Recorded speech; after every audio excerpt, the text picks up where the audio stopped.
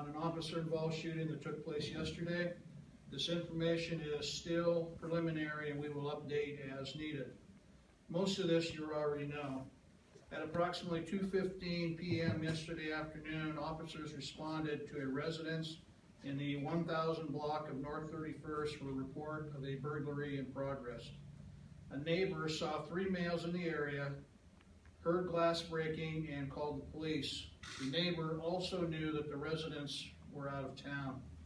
An officer who was working a security detail at the Billings Clinic was in his patrol car patrolling the campus. He was only a few blocks away and responded to the call. The officer parked his car in the area of 11th and North 31st and walked in on foot. He cut through a yard just north of the victim's house and came out in the alley.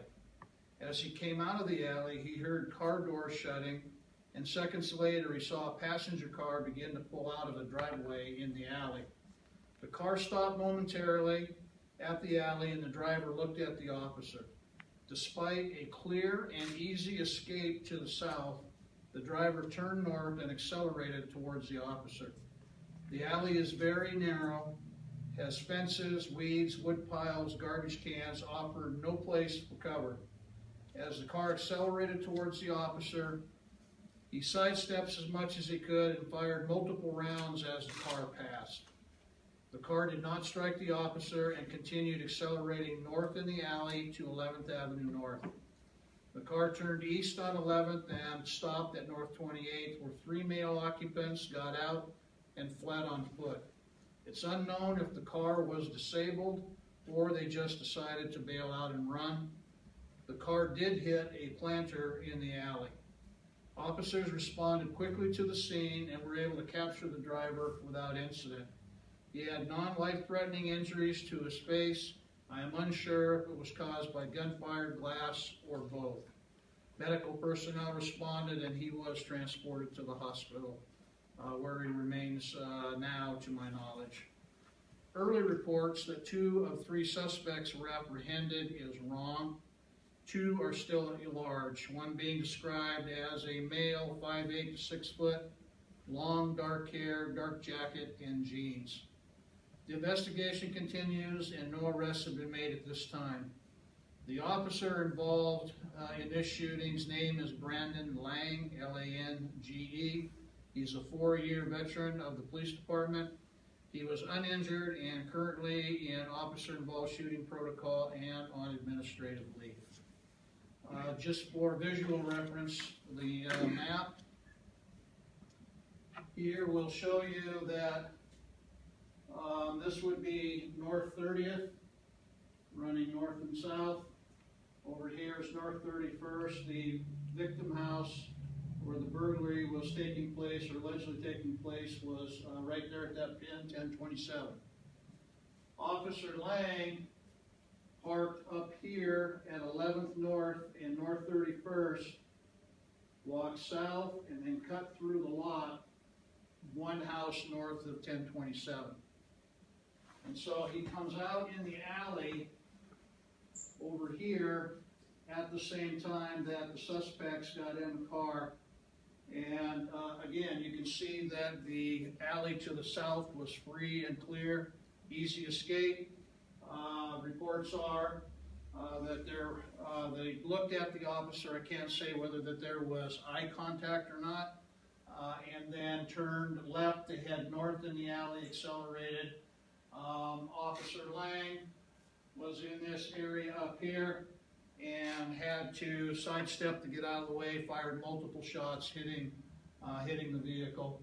I think you did see from earlier reports that there were bullet holes in the windshield of the suspect vehicle. The vehicle continued north up the alley at a high rate of speed to 11th Avenue North. It turned right, headed east on 11th, and Brandon, if you could slide that over for me.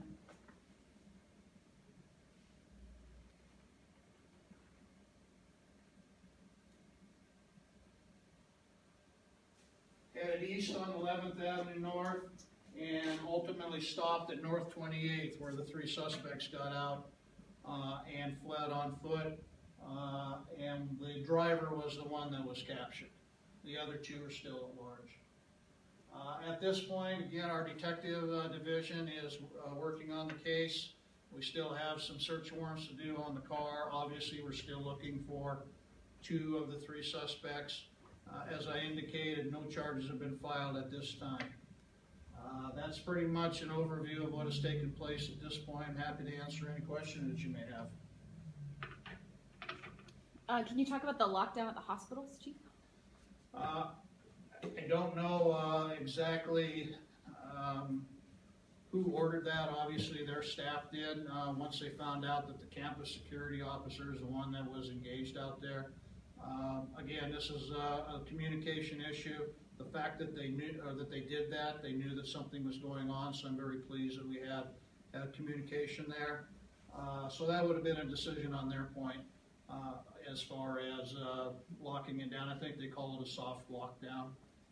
But I think, you know, out of an abundance of caution that they didn't want anybody coming into their facility that the police were chasing, and you know, having had a shooting tied with that. So certainly a prudent move on their part.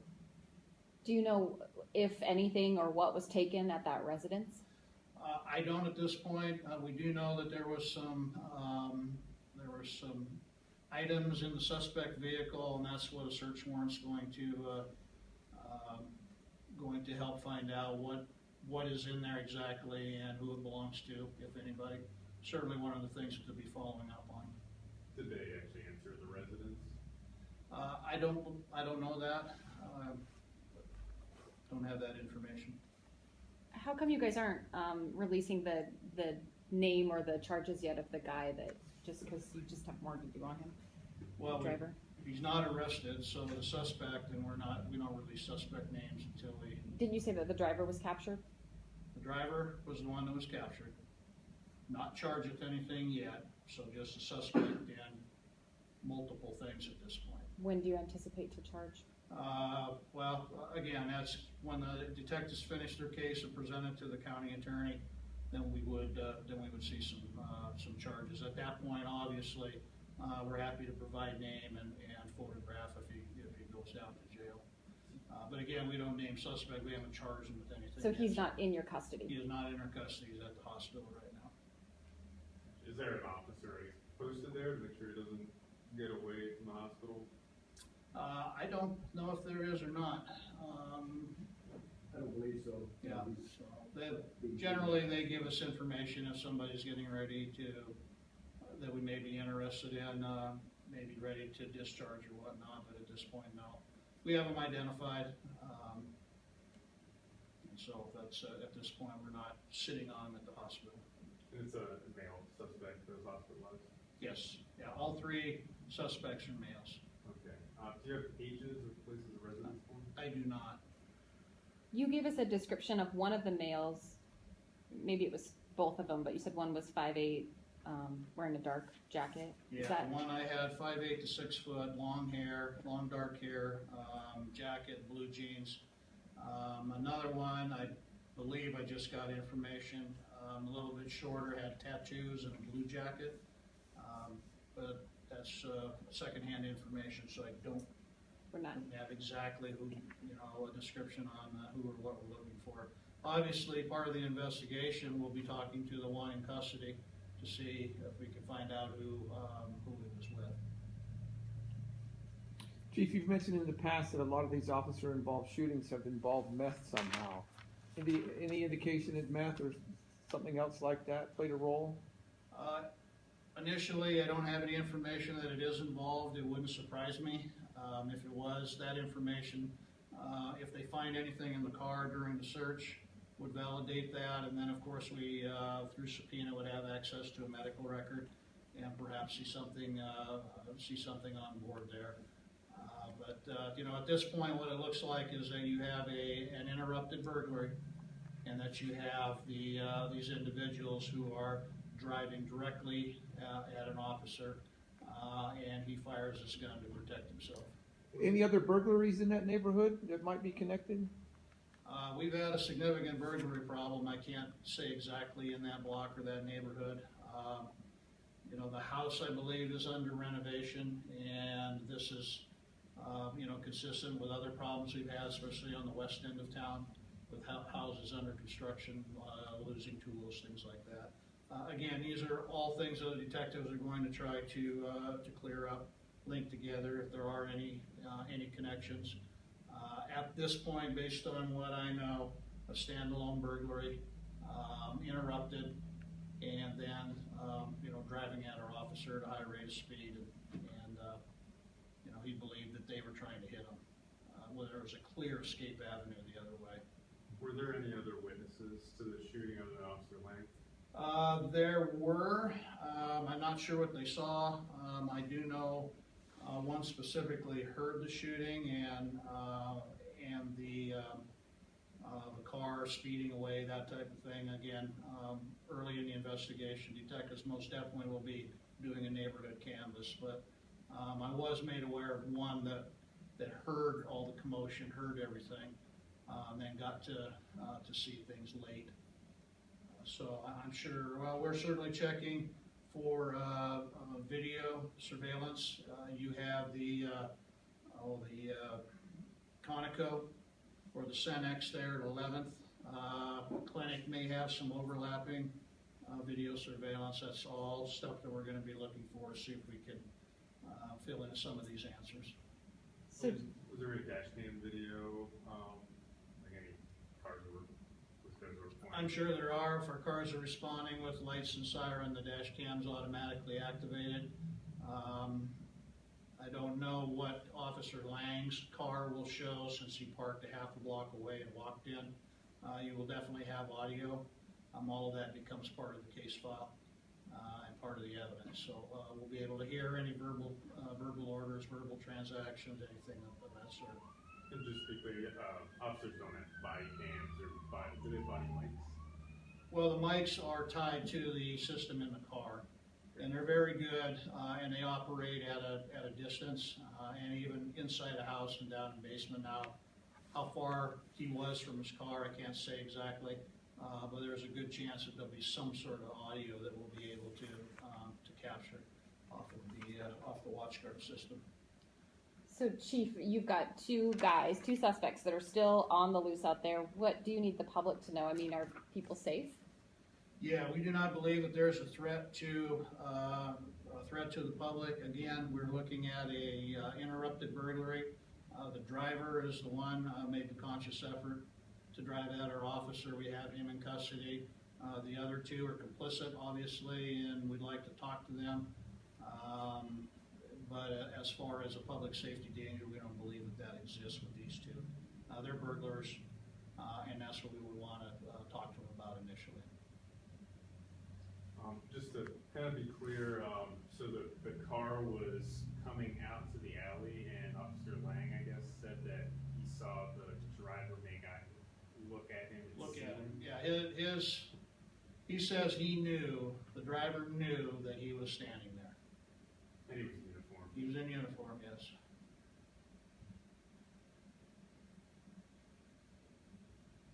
And at that point, the car had not pulled into his direction, it was just sitting in the driveway and made that decision to go in this direction. Correct. Were there cars blocking either alleyway, like either entrance to the alleyway? Not on the north side, and the information I have, nothing on the south either. Because I've heard that a couple times, that there was nothing to the south, that would have been an easy escape, at least from the officer in the alley. He would have, we had cars responding anyway, but away from the officer that was on foot. Where were the two suspects last seen? I'm hearing some scanner chatter that they were further north. Obviously, there's a large police presence up there. Yeah, I don't know. I think northeast a little bit, so last I heard, but that was it. We've got some uncorroborated sightings and second, third hand, information on people may have stopped here, and those are all forwarded to two detectives to follow up on.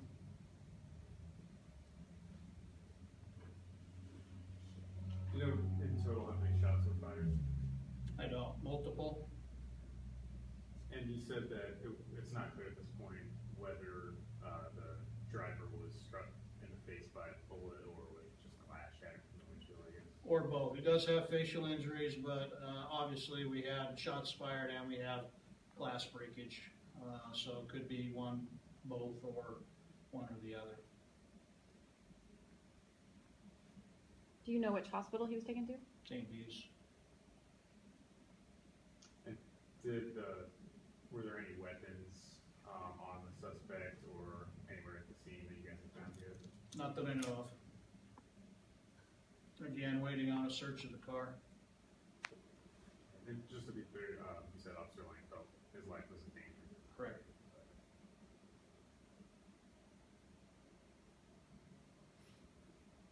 The alley that we're talking about is very narrow, as I indicated, and it is bordered on both sides. You have garbage cans, you have fences, you have foliage, not a lot of room to maneuver.